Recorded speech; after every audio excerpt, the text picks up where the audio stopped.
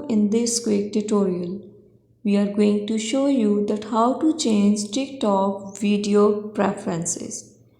It's super easy and we will make sure you get it right. Just make sure you are logged in and using the latest version. Make sure to watch the complete video and follow each step carefully to avoid forgetting anything and making mistakes.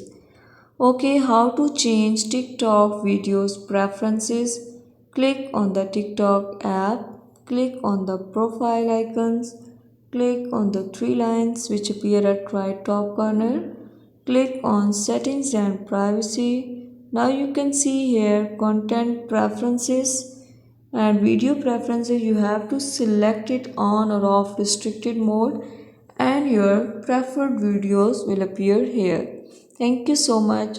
That was all. Please consider showing your support by commenting, liking, sharing, and subscribing to our channel for more valuable content in the future.